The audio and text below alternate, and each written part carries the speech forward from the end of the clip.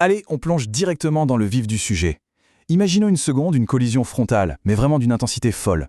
D'un côté, on est l'univers ultra sombre, brutal, d'une tueuse à gages redoutable. Et de l'autre, l'une des histoires d'amour les plus tragiques et dévouées qu'on puisse imaginer. C'est exactement ce croisement, ce choc spectaculaire qui se joue dans les sources qu'on analyse aujourd'hui. On va décortiquer comment le destin d'un assassin implacable finit par se lier viscéralement à la légende de Shinjuku. Prêt pour cet arc de renaissance complètement captivant ? C'est parti. Tout commence dans une obscurité presque totale. Il faut s'imaginer les profondeurs d'un coma qui semblait irréversible. Et là, une jeune femme, connue juste sous le matricule N27 de l'unité d'élite Zuku, se réveille. Mais attention, le plus fou, c'est que ce n'est même pas son propre instinct de survie qui la ramène à la surface. Non, c'est une voix douce, chaleureuse, presque maternelle, appartenant à une présence mystérieuse qu'on surnomme Maman Kaori. Cette voix résonne dans son esprit avec un ordre absolu. Il faut survivre. Ce hurlement viscéral qui déchire le silence, c'est pas juste un réveil médical, c'est le cri d'une âme qui refuse le néant pour s'accrocher, contre toute attente, à l'étincelle de la vie. On attaque la première partie, chapitre 1, le vol du cœur, la tragédie déclencheuse. Bon, pour bien comprendre comment on en est arrivé là, reprenons la chronologie. Tout bascule de manière super dramatique le 12 mai 2000X. On a d'abord la mort brutale de Kaori Makimura dans un accident de voiture. Et ça, ce n'est que la première couche de la tragédie, parce qu'ensuite un commando armé débarque et frappe avec une précision chirurgicale pour voler son cœur.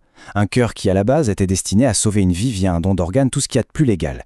Et ce cœur, où est-ce qu'il atterrit ? Directement dans la poitrine de N27, alias Glassheart, qui est maintenu en vie artificiellement par une sombre organisation criminelle.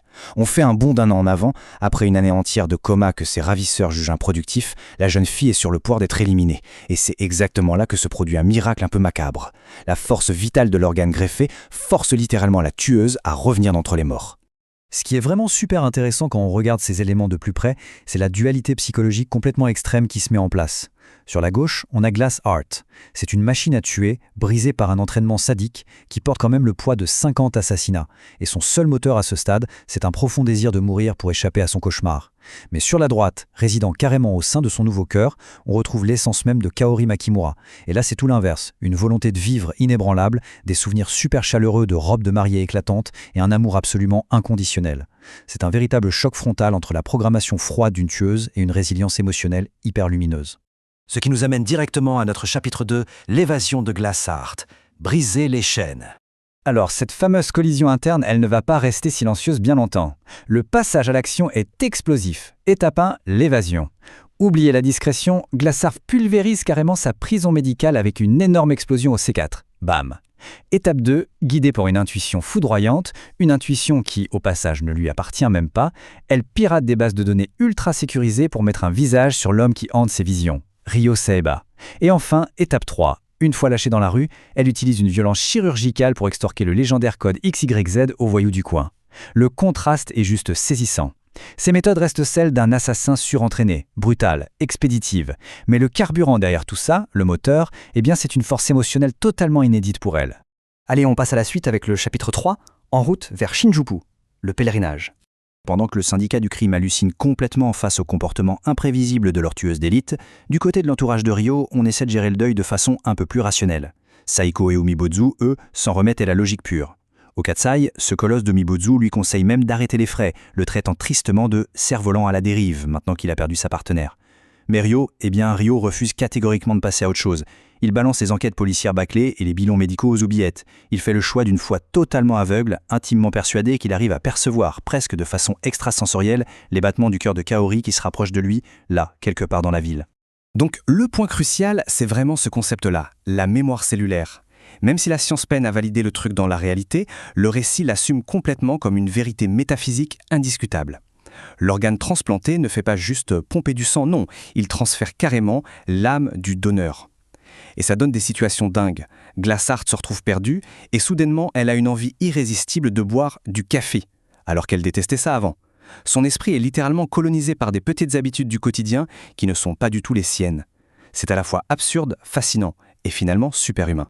Et c'est là qu'on arrive à un moment d'une profonde mélancolie. Totalement épuisée, Glassheart finit par atteindre ce fameux sanctuaire qu'elle voyait dans ses visions, la sortie est de la gare de Shinjuku. Elle espérait trouver le mythique tableau des messages pour enfin écrire ce fameux code, le XYZ.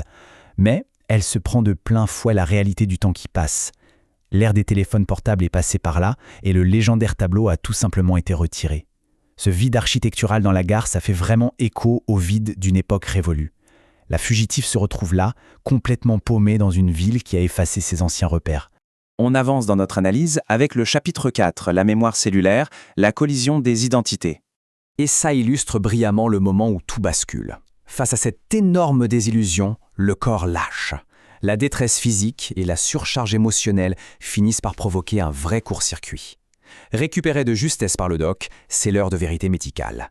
Des analyses sanguines montrent des traces d'immunosuppresseurs, ce qui prouve de manière indéniable qu'il y a eu une greffe clandestine.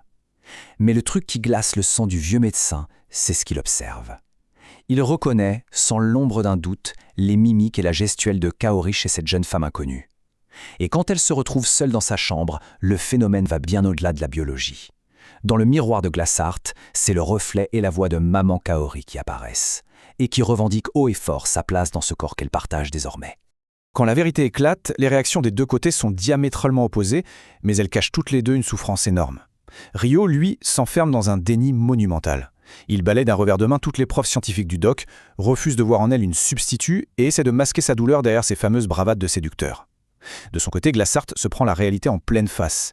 Ce vertige amoureux, ces sentiments hyper intenses qu'elle ressent pour le nettoyeur de Shinjuku, eh bien, ils ne lui appartiennent pas. C'est l'héritage d'un cœur greffé qui visiblement refuse d'oublier. Chacun porte ce fardeau super lourd d'un amour qui survit à la mort, ce qui ancre vraiment l'histoire dans des émotions universelles assez vertigineuses. Ce qui nous amène à notre toute dernière partie, le chapitre 5, rencontre sous haute tension, le test ultime.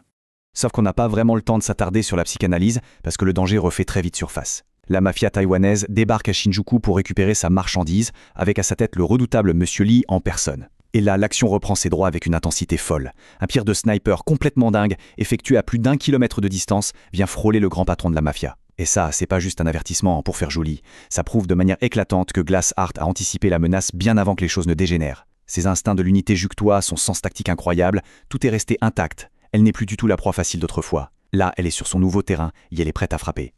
Alors, la grande question qui se pose maintenant, c'est le numéro 27 peut-il vraiment utiliser ses froids instincts d'assassin pour protéger le cœur chaleureux de l'héroïne la plus aimée de Shinjuku? Tout converge vers cette tension absolue. Pour survivre dans ce milieu impitoyable, elle va devoir réaliser une fusion totalement paradoxale. La machine à tuer d'autrefois, qui voulait mourir, va devoir puiser dans la brutalité de sa formation pour défendre ce qu'il y a de plus pur, cette âme protectrice qui bat maintenant dans sa poitrine. Est-ce que cette alchimie improbable suffira face aux ténèbres de la ville? C'est sur cette réflexion fascinante qu'on termine notre exploration d'aujourd'hui. Ce choc d'identité et cette résilience incroyable laissent définitivement beaucoup de choses à méditer. À la prochaine pour une nouvelle plongée passionnante.